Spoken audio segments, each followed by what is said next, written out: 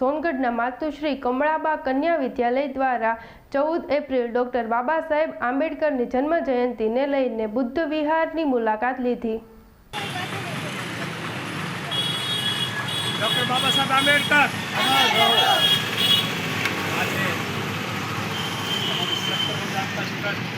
संचालित मातृ छात्रावास सोनगढ़ 10 અને 12 વિદ્યાર્થીઓને જેઓને તાજેતરમાં પરીક્ષાઓ પૂર્ણ થઈ છે। આગામી 14મી એપ્રિલે ડૉક્ટર બાબા સાહેબનો જન્મદિવસ આવી રહ્યો છે, જેને સમગ્ર વિશ્વ ઉજવી રહ્યું છે।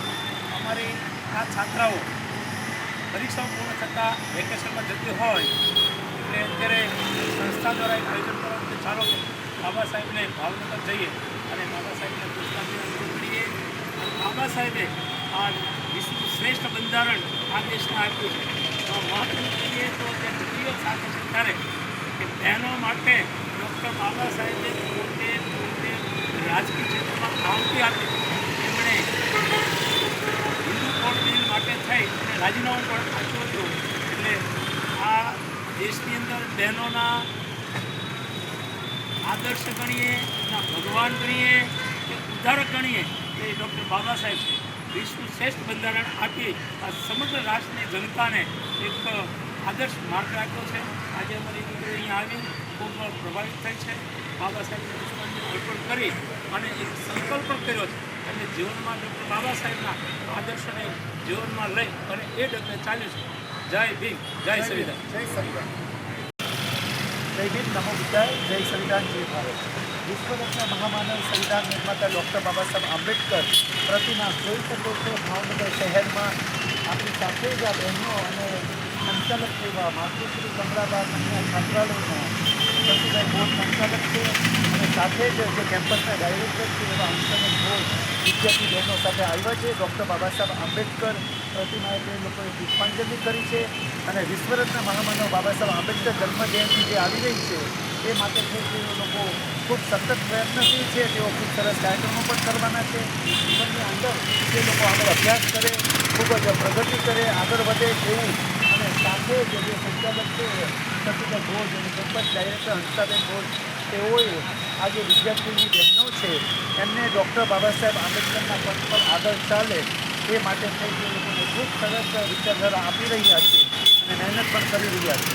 આપ સૌને નમ્ર નિવેદન કરું છું, વિનંતી પણ કરું છું કે જે આવા વિદ્યાર્થીની બહેનો હોય, ભાઈઓ અને બહેનો આપણા સમાજના અને વંચિત બહુજન સમાજના જેઓને ડૉક્ટર બાબા સાહેબ આંબેડકરના કારણે શિક્ષાના દ્વાર ખુલ્યા અને શિક્ષા આ લોકો મેળવી શક્યા, તો હજુ પણ આપણે મહેનત કરીએ અને આવા વિદ્યાર્થીઓની બહેનો ભાઈઓને આપણે સૌએ મદદરૂપ થવું જોઈએ, ઉપયોગી થવું જોઈએ અને મહાન સમાજ સુધારકોની વિચારધારા ફેલાવવા માટે થઈ આપણે સતત વધારે મહેનત કરીએ એવું સૌને નિવેદન સાથે જ વિનંતી કરું છું। અને 14 એપ્રિલ 2026 આવી રહી છે એ માટે થઈ આખા ભાવનગર શહેરમાં ખૂબ જ સરસ માહોલ છે। આખા ભાવનગર જિલ્લાની અંદર જે ભાગરૂપે જ આ વિદ્યાર્થી બહેનો અહીંયા આવ્યા છે એ લોકોનો 10મા 12મા ધોરણના આ લોકો બહેનો છે, સંચાલક સાથે છે, કેમ્પસ ડાયરેક્ટર સાથે છે। એ લોકોએ એવો એક ખૂબ જ ઈચ્છા વ્યક્ત કરી કે ડૉક્ટર બાબા સાહેબ આંબેડકરના પછી તે લોકોને શિક્ષા મળી છે, તે લોકોને શિક્ષણ મળ્યું છે, તે લોકો પ્રગતિ કરી રહ્યા છે, તો તેઓની ઈચ્છા એવી હતી કે અમે સૌ પ્રથમ ભાવનગરમાં આવીએ તો ડૉક્ટર બાબા સાહેબ આંબેડકરને પુષ્પાંજલિ કરી, પુરવાર કરી એમના વિચારો અમારા જીવનમાં ઉતારીશું એવું એ લોકોએ એક મજબૂત મનોબળથી તે લોકોએ નિર્ધાર કર્યો છે અને આપણે સૌ એમની સાથે છીએ। બાબા સાહેબ આંબેડકરના સંકલ્પો માટે થઈ આપણે વધારે મહેનત કરીશું। વિદ્યાર્થીની બહેનોને ખૂબ ખૂબ મંગલકામનાઓ પાઠવીએ છીએ। આ જીવનમાં ખૂબ જ પ્રગતિ કરો।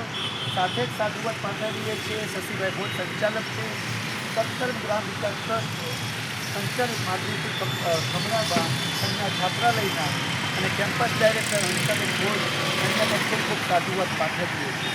આ આખો જે કાર્યક્રમ ગોઠવવામાં આવ્યો પુષ્પાંજલિ અને ડૉક્ટર બાબા સાહેબ આંબેડકરને પુષ્પાંજલિ માટેનો એ માટે તે કિશોરભાઈ ગોહિલ પણ ખૂબ જ સતત પ્રયત્નશીલ રહ્યા અને તમામનો ખૂબ ખૂબ સાધુવાદ પાઠવીએ છીએ। મંગલ કામનાઓ। જય ભીમ, નમો બુદ્ધાય, જય સંવિધાન, જય ભારત। ડૉક્ટર બાબા સાહેબ આંબેડકર આજે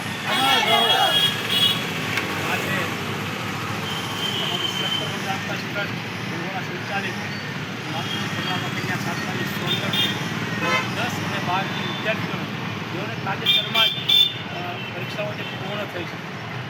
આગામી 14મી એપ્રિલે ડૉક્ટર બાબા સાહેબનો જન્મદિવસ આવી રહ્યો છે, જેને સમગ્ર વિશ્વ ઉજવી રહ્યું છે. અમારી આ છાત્રાઓ પરીક્ષાઓ પૂર્ણ થતાં વેકેશનમાં જતી હોય એટલે અત્યારે સંસ્થા દ્વારા એક આયોજન કરવાનું કે ચાલો બાબા સાહેબને ભાવનગર જઈએ અને બાબા સાહેબને પુષ્પાંજલિ અર્પણ કરીએ. અને બાબા સાહેબે આ વિશ્વનું શ્રેષ્ઠ બંધારણ આ દેશને આપ્યું છે. તો મહત્વનું કહીએ તો જે દીકરીઓ સાથે છે ત્યારે કે બહેનો માટે ડૉક્ટર બાબા સાહેબે પોતે રાજકીય ક્ષેત્રમાં આવતી આપી.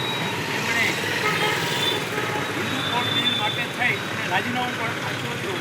એટલે આ દેશની અંદર બહેનોના આદર્શ ગણીએ, એના ભગવાન ગણીએ કે ઉદ્ધારક ગણીએ એ ડૉક્ટર બાબા સાહેબ છે. વિશ્વનું શ્રેષ્ઠ બંધારણ આપી આ સમગ્ર રાષ્ટ્રની જનતાને એક આદર્શ માર્ગ આપ્યો છે. આજે અમારી દીકરી અહીંયા આવી ખૂબ પ્રભાવિત થઈ છે. બાબા સાહેબને પુષ્પાંજલિ અર્પણ કરી અને એક સંકલ્પ પણ કર્યો છે અને જીવનમાં ડૉક્ટર બાબા સાહેબના આદર્શને જીવનમાં લઈ અને એ ડગલે ચાલ્યું છે. જય ભીમ, જય સંવિધાન. જય સંવિધાન. બાબા સાહેબ આંબેડકર અમર રહો. આજે ધોરણ 10 અને ધોરણ 12ના છાત્રાઓનું વિદાય નિમિત્તે શૈક્ષણિક પ્રવાસનું આયોજન કરેલું, જેમાં ભાવનગર જિલ્લાના ધાર્મિક, ઐતિહાસિક અને સામાજિક અને શૈક્ષણિક સંસ્થાઓની મુલાકાતે યોજાયો હતો. જેમાં અમે સૌપ્રથમ બાબા સાહેબ આંબેડકરજીની પ્રતિમાને ઉપહાર કરી છાત્રાઓ દ્વારા પુષ્પાંજલિ અર્પણ કરવામાં આવી છે. અને આવનાર દિવસોમાં બાબા સાહેબની જન્મજયંતિનું મોટા પાયે અમે આયોજન કરી રહ્યા છીએ. તો તમામ છાત્રાઓએ બાબા સાહેબના પ્રતિમાને વંદન કરી, પ્રણામ કરી અને આશીર્વાદ લીધા છે. અને આ તકે તમામ છાત્રાઓ બોર્ડમાં જે ઉત્તીર્ણ થવા જઈ રહ્યા છે તેઓ સારા ટકાવારીઓ પાસ થાય એવી તમને શુભેચ્છા છે. જય ભીમ. જય સંવિધાન, જય ભારત. આપણે જોઈ શકો છો આ લોકો છે સરકાર ગ્રામ વિકાસ ટ્રસ્ટ સંચાલિત માતૃશ્રી કન્યા છાત્ર સ્વર્ગ મુકામેથી આવ્યા છે. વિદ્યાર્થી બહેનો અને એમની સાથે જે એમની સંચાલકની ટીમ છે. ધર્મપુર ભૂમિ બુદ્ધ વિહાર ભાવનગર જોઈ શકો છો. ખૂબ જ સુંદર પ્રયાસ અને પ્રયત્ન છે.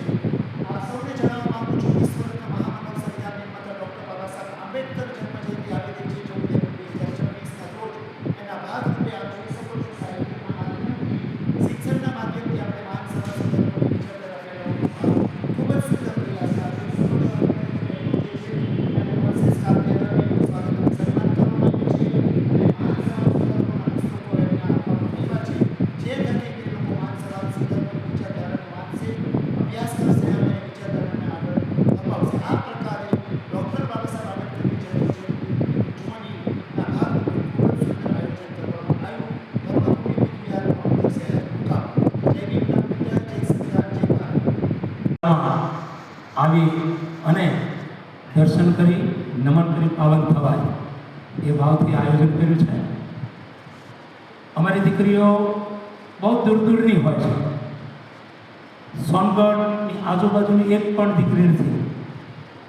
કોઈ 25 કિલોમીટર, 50 કિલોમીટર, 100 કિલોમીટર, 150 કિલોમીટર સુધીની દીકરીઓ અમારે ત્યાં પડે છે.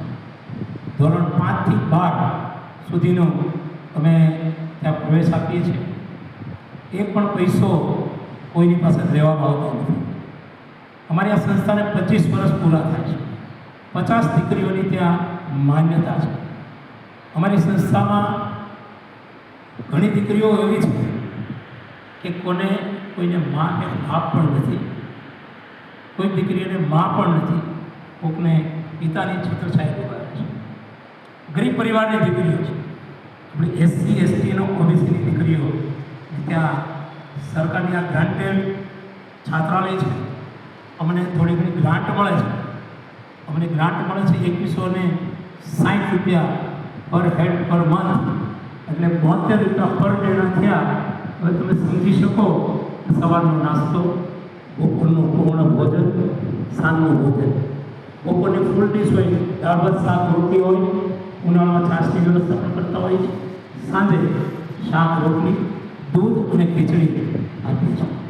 પ્રત્યેક ભારતીય સંસ્કૃતિના તહેવારો પણ અમે ઉજવણી કરીએ છીએ. ડૉક્ટર બાબા સાહેબની જન્મજયંતિ 14મી એપ્રિલ પ્રતિવર્ષ અમે ત્યાં ઉજવીએ છીએ.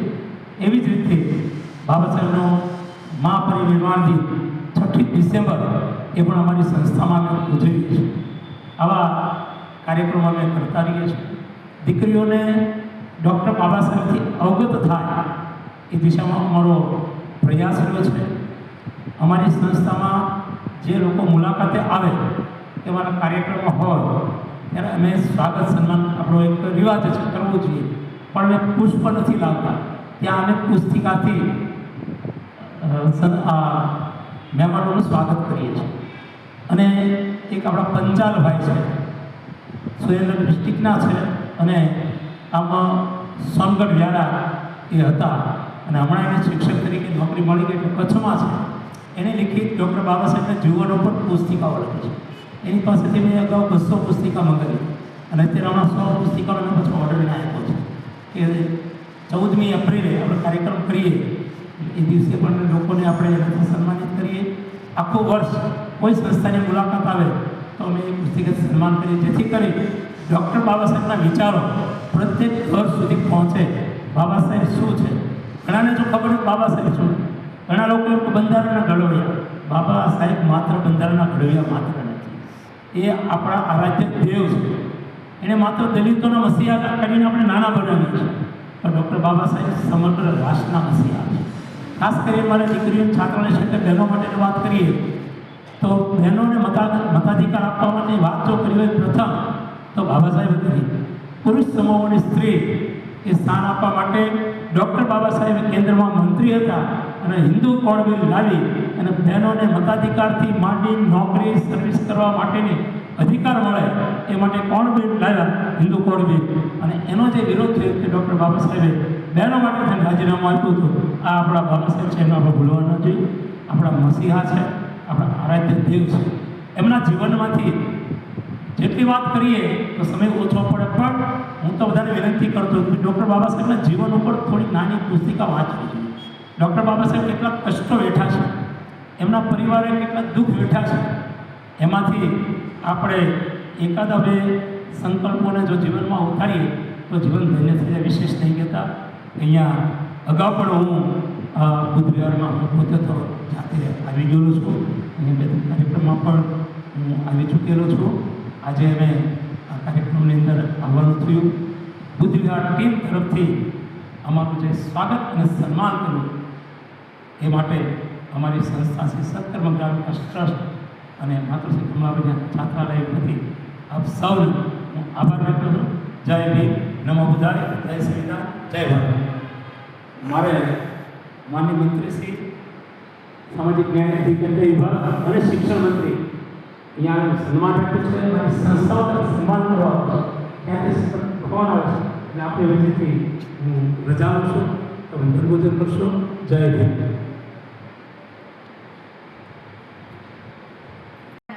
ખરેખર કહેવાય ને મન પ્રસન્ન થઈ ગયું.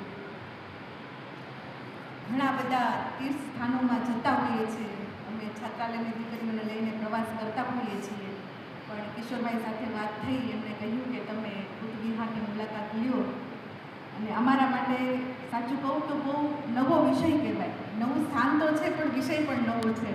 બાબા સાહેબને વાંચીએ છીએ, સાંભળીએ છીએ અને દીકરીઓ જોડે ચર્ચાઓ પણ કરતા હોઈએ છીએ. અમે બાબા સાહેબની જીવન ચરિત્ર ઉપર પરીક્ષા પણ લેતા હોઈએ છીએ. દીકરીઓ ઉપર અમે ક્વેશ્ચન પેપર કાઢી મહિનાનો ટાઈમ આપીએ છીએ, બાબા સાહેબને પુસ્તિકા આપીએ અને દીકરીઓ એમાંથી વાંચી અને એક્ઝામ પણ પાસ કરતા હોય છે. પણ અહીં આવ્યા પછીનો ખરેખર કંઈક અલગ જ અનુભવ થયો છે. બહુ શબ્દમાં તો હવે ખબર નથી વર્ણવી કેમ શકું, પણ બહુ આનંદ થયો જાણીને. બેને પણ ખૂબ સરસ વાત કરી. ભણતર એટલું મહત્ત્વનું છે. ભાઈએ પણ વાત કરી વિચારોની, સારા વિચાર હશે તો આપણે સારી દિશામાં જઈ શકશું. અને અહીંયા ખરેખર આ જગ્યા પણ એટલી પવિત્ર લાગી કે મન ખરેખર આનંદિત થયું. ઘણું શીખવા, જાણવા અને જોવા